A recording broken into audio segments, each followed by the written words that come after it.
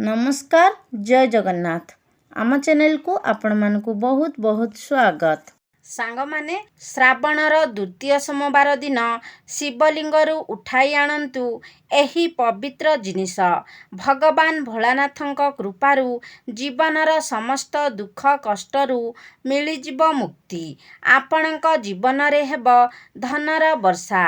आपण बनिजिबे कोटिपति। भगवान भोलाशंकर एही श्रावण मासरे भूलोकକୁ अवतीर्ण हेबे।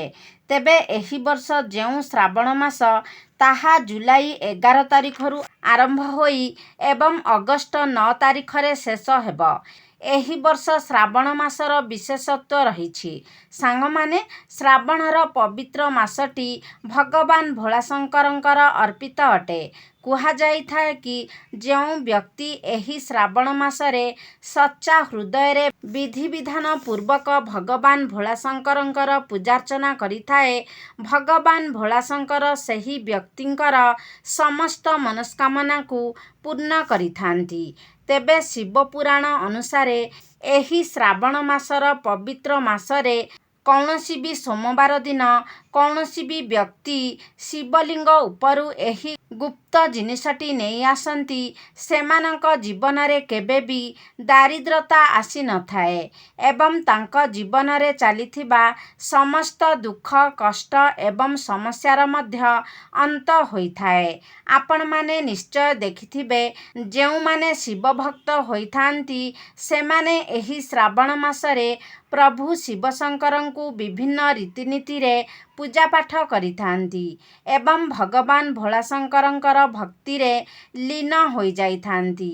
भगवान शिवशंकरंक उपरे जल अर्पण करिथांती, विभिन्न उपायर पूजा पालन करिथांती एवं काउडी यात्रा मध्य करिथांती, जाहा फलरे सेमानंकु भगवान भोलाशंकरंकर आशीर्वाद मिली पारु। एवं श्रावण मासर प्रत्येक सोमवारर एक अलगा एवं विशेष महत्व रही थाए। माना जाए जे एही श्रावण मासरे प्रत्येक सोमवाररे जेउ व्यक्ति भगवान भोलाशंकरंकर निमंते व्रत पालन करिथांती तो भगवान भोलाशंकरंक कृपा सेही व्यक्तिंक उपरे सर्वदा रही थाए।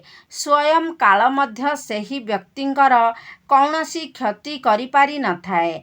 भगवान भोलानाथंकर कृपारू सेही व्यक्तिंक जीवनरे एक सकारात्मक परिवर्तन होइथाए एवं समस्त कार्यरे सेही व्यक्तिंकु सफलता मध्य प्राप्त होइथाए।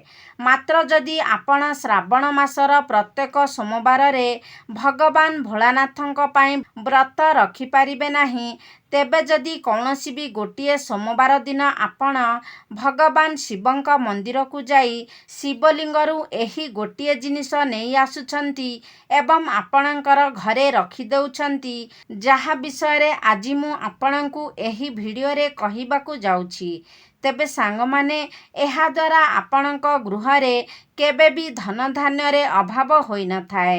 एहा सहित आपणंकु आपणक जीवन रे चलीथिबा समस्त दुख कष्ट एवं समस्यारू मध्य मुक्ति मिलिजिब।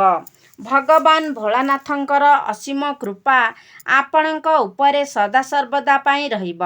आपण तो एही कथा निश्चित भावरे जानिथिबे जे जेउ व्यक्तिंकु स्वयं महादेवंकर आशीर्वाद मिली जाई थाए सेही व्यक्तिर स्वयं काल मध्य कौनसी क्षति करि पारि न थाए। तेबे सांग माने सबुठारु प्रथम उपायटी हेउछि जदि आपणंकर योग्यता थिबा सत्वे मध्य आपणंकु चाकिरी मिली पारु नाही, आपण अनेक थर चाकिरी पाई प्रस्तुति कला परे मध्य सेथिरे आपण विफल हेउछंती, तेबे एही उपायटी आपणंक चाकिरी पाई रामबाण परी कार्य करिब। तेबे एथिपाई श्रावणर कौनसी भी सोमवार दिन आपणंकु ब्रह्म मुहूर्तरू उठिबार अछि। तापरे आपण निजर स्नान कार्य समापना करी ଗୋଟିଏ କାଚର ଶିଶି ନେଇଯିବେ। ତା ମଧ୍ୟରେ ଆପଣ ଗୋଲମରିଚ ଭରିଦେବେ। ଏହି ଗୋଲମରିଚଟି ଭଗବାନ ଶିବଙ୍କର ଅତ୍ୟନ୍ତ ପ୍ରିୟ ହୋଇଥାଏ। ଭଗବାନ ଶିବଶଙ୍କରଙ୍କର ପୂଜାରେ ଯଦି ଗୋଲମରିଚର ବ୍ୟବହାର କରାଯାଏ ତ ସେହି ପୂଜାଟି ଶୀଘ୍ର ହିଁ ସଫଳ ହୋଇଥାଏ। ତାପରେ ଆପଣ ଗୋଟିଏ ଲୋଟାରେ ଜଳ ଭରି ନିଅନ୍ତୁ ଏବଂ ସେଥିରେ କିଛି ଗଙ୍ଗାଜଳ ମିଶାଇ ଦିଅନ୍ତୁ। ଗଙ୍ଗାଜଳ ଏବଂ ସେହି ଗୋଲମରିଚର ଶିଶିକୁ ନେଇ ଆପଣ କୌଣସି ବି ଶିବ ମନ୍ଦିରକୁ ଯାଆନ୍ତୁ। ତାପରେ ଆପଣ ଶିବଲିଙ୍ଗରେ ଉତ୍ତର ଦିଗକୁ ମୁଖ କରି ସେହି ସମସ୍ତ ଜଳକୁ ଶିବଲିଙ୍ଗ ଉପରେ ଅର୍ପଣ କରନ୍ତୁ। ଯେତେବେଳେ ଆପଣ ସମ୍ପୂର୍ଣ୍ଣ ଜଳ ଅର୍ପଣ କରିସାରିବେ ତାପରେ ସେହି ଶିଶିଟିକୁ ଆପଣ ଶିବଲିଙ୍ଗରେ ଛୁଆଇଁ ନିଜ ଘରକୁ ନେଇ ଆସନ୍ତୁ। ତାପରେ ସେହି ଗୋଲମରିଚର ଶିଶିଟିକୁ ଆପଣ ନିଜ ପୂଜା ଘରେ ରଖିଦିଅନ୍ତୁ ଏବଂ ଯେତେବେଳେ ବି ଆପଣ କୌଣସି ଇଣ୍ଟରଭ୍ୟୁ ପାଇଁ ଯାଉଛନ୍ତି କିମ୍ବା କୌଣସି ବି ଏକ୍ଜାମ ଦେବା ପାଇଁ ଯାଉଛନ୍ତି ସେତେବେଳେ ସେହି ଗୋଲମରିଚ ଶିଶିରୁ ଗୋଟିଏ ଗୋଲମରିଚ ଆପଣଙ୍କର ପକେଟରେ ରଖିକି ଯାଆନ୍ତୁ ଏବଂ ତାପରେ ଆପଣ ଇଣ୍ଟରଭ୍ୟୁ କିମ୍ବା ଏକ୍ଜାମ ଦେବା ପାଇଁ ଯାଆନ୍ତୁ। ଦେଖିବେ ଚାକିରି ମିଳିବାରେ ଆପଣଙ୍କର ଯେଉଁ ବାଧା ସୃଷ୍ଟି ହେଉଥିଲା ସେହି ବାଧା ଆଉ ଆପଣଙ୍କ ପାଇଁ ଆସିବ ନାହିଁ ଏବଂ ଆପଣଙ୍କ ଯୋଗ୍ୟତା ଅନୁସାରେ ଆପଣଙ୍କୁ ଚାକିରି ମଧ୍ୟ ପ୍ରାପ୍ତ ହୋଇଯିବ। ତେବେ ସାଙ୍ଗମାନେ, ସବୁଠାରୁ ଗୁରୁତ୍ୱପୂର୍ଣ୍ଣ କଥା ହେଉଛି ଆପଣ ଯେଉଁ ବି ଉପାୟ ପାଳନ କରୁଛନ୍ତି ସେହି ଉପାୟଟିରେ ଆପଣଙ୍କର ସମ୍ପୂର୍ଣ୍ଣ ରୂପରେ ଶ୍ରଦ୍ଧା, ଭକ୍ତି ଏବଂ ବିଶ୍ୱାସ ରହିଥିବା ଆବଶ୍ୟକ। ଆପଣ ସମ୍ପୂର୍ଣ୍ଣ ଶ୍ରଦ୍ଧା, ଭକ୍ତି ଏବଂ ବିଶ୍ୱାସର ସହିତ ଯଦି ଏହି ଉପାୟଟି ପାଳନ କରନ୍ତି ତେବେ ନିଶ୍ଚିତ ଭାବରେ ଆପଣଙ୍କୁ ଚାକିରି ପ୍ରାପ୍ତ ହେବ। ଦ୍ୱିତୀୟ ଉପାୟଟି ହେଉଛି ଯଦି ଆପଣ ଏହି ଉପାୟଟି କରିନିଅନ୍ତି ତେବେ ଏହାଦ୍ୱାରା ଆପଣଙ୍କ ଘରର ଉନ୍ନତି ହୋଇଥାଏ। ତେବେ ସାଙ୍ଗମାନେ, ଯଦି ଆପଣଙ୍କ ଗୃହରେ ଭଗବାନ ଶିବଶଙ୍କର ଏବଂ ମା ପାର୍ବତୀଙ୍କର ମୂର୍ତ୍ତି କିମ୍ବା ଫଟୋ ନାହିଁ କିମ୍ବା ଶିବଙ୍କ ସମ୍ପୂର୍ଣ୍ଣ ପରିବାରର କୌଣସି ମୂର୍ତ୍ତି କିମ୍ବା ଫଟୋ ନାହିଁ ତେବେ ଆପଣ ଏହି ଶ୍ରାବଣ ମାସର ପବିତ୍ର ମାସରେ ଶିବଶଙ୍କରଙ୍କର ସମ୍ପୂର୍ଣ୍ଣ ପରିବାରର ମୂର୍ତ୍ତି କିମ୍ବା ଫଟୋ ଆପଣଙ୍କର ଗୃହରେ ସ୍ଥାପନ କରନ୍ତି ତେବେ ଆପଣଙ୍କ ଉପରେ ଭଗବାନ ଶିବଶଙ୍କରଙ୍କର ବିଶେଷ କୃପାଦୃଷ୍ଟି ରହିଥାଏ। ଆପଣଙ୍କ ଗୃହରେ ଉନ୍ନତି ହେବାକୁ ଲାଗିବ ଏବଂ ଗୃହର ସମସ୍ତ ନକାରାତ୍ମକ ଶକ୍ତି ନଷ୍ଟ ହୋଇ ଗୃହରେ ସକାରାତ୍ମକ ଉର୍ଜାର ନିର୍ମାଣ ହେବ। ଏମିତି ମାନାଯାଏ ଯେ ଏହି ଶ୍ରାବଣର ଏହି ପବିତ୍ର ମାସରେ ଯଦି ଆପଣ ଭଗବାନ ଭୋଳାନାଥଙ୍କୁ ରୁଦ୍ରାକ୍ଷ ଅର୍ପଣ କରନ୍ତି ତେବେ ଭଗବାନ ଭୋଳାଶଙ୍କରଙ୍କ ଆଶୀର୍ବାଦ ଏବଂ କୃପା ଆପଣଙ୍କ ଉପରେ ସଦାସର୍ବଦା ପାଇଁ ରହିଥାଏ। ତେବେ ସାଙ୍ଗମାନେ, ଏହି ଶ୍ରାବଣ ମାସର କୌଣସି ବି ଏକ ସୋମବାର ଦିନ ଆପଣ ଏକ ରୁଦ୍ରାକ୍ଷର ମାଳ ଏବଂ ଗୋଟିଏ ଲୋଟା କଞ୍ଚା କ୍ଷୀର ନେଇ ଶିବ ମନ୍ଦିରକୁ ଯାଆନ୍ତୁ ଏବଂ ପ୍ରଥମେ ଆପଣ ଶିବଲିଙ୍ଗରେ ଏକ ଲୋଟା କଞ୍ଚା କ୍ଷୀର ଅର୍ପଣ କରନ୍ତୁ।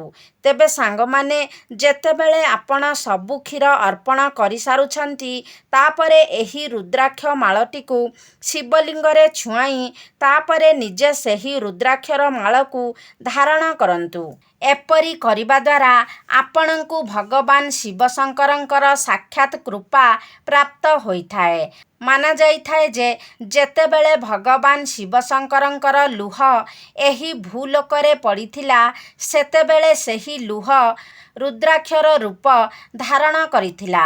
ତେବେ ଆପଣ ଚାହିଁଲେ ରୁଦ୍ରାକ୍ଷ ମାଳକୁ ଧାରଣ କରିପାରିବେ ଏବଂ ଯଦି ଚାହିଁବେ ତେବେ ସେହି ମାଳକୁ ଆପଣଙ୍କର ପୂଜା ଘରେ ରଖି ପ୍ରତ୍ୟେକ ସୋମବାର ଦିନ ତାଙ୍କୁ ପୂଜା ମଧ୍ୟ କରିପାରିବେ।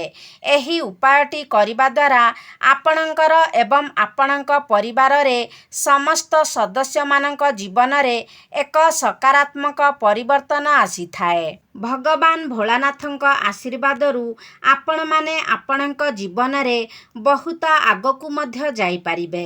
ସାଙ୍ଗମାନେ, ଯଦି ଆପଣ ଯେତେ ରୋଜଗାର କଲେ ମଧ୍ୟ ଆପଣଙ୍କ ପାଖରେ ପଇସା ରହୁନାହିଁ, ଆପଣମାନେ ସର୍ବଦା ଆର୍ଥିକ ସମସ୍ୟାରେ ଘେରି ହୋଇ ରହୁଛନ୍ତି, ଆପଣଙ୍କ ଉପରେ ଋଣ କରଜର ଭାର ବଢ଼ିଯାଉଛି ଏବଂ ଯେତେ ଚେଷ୍ଟା କଲେ ମଧ୍ୟ ଆପଣ ଋଣ କରଜ ଶୁଝିବାକୁ ସକ୍ଷମ ହୋଇପାରୁନାହାନ୍ତି, ତେବେ ଶ୍ରାବଣର ଏହି ପବିତ୍ର ମାସରେ କୌଣସି ବି ସୋମବାର ଦିନ ଆପଣ ଏକ ଡମ୍ବରୁ କିଣି ନିଅନ୍ତୁ ଏବଂ ସେହି ଡମ୍ବରୁକୁ ନେଇ ଆପଣ ଭଗବାନ ଭୋଳାଶଙ୍କରଙ୍କ ମନ୍ଦିରକୁ ଯାଆନ୍ତୁ।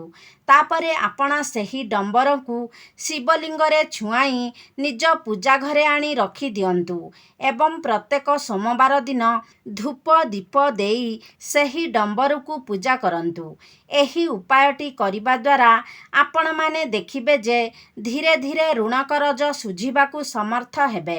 ଆପଣ ସମ୍ପୂର୍ଣ୍ଣ ରୂପରେ ଋଣ କରଜ ଭାରରୁ ମୁକ୍ତ ହୋଇଯିବେ। ଆପଣଙ୍କ ଗୃହକୁ ଧନ ଆସିବା ଆରମ୍ଭ ହୋଇଯିବ ଏବଂ ଆପଣଙ୍କର ସଞ୍ଚିତ ଧନରେ ବୃଦ୍ଧି ହେବାକୁ ଲାଗିବ।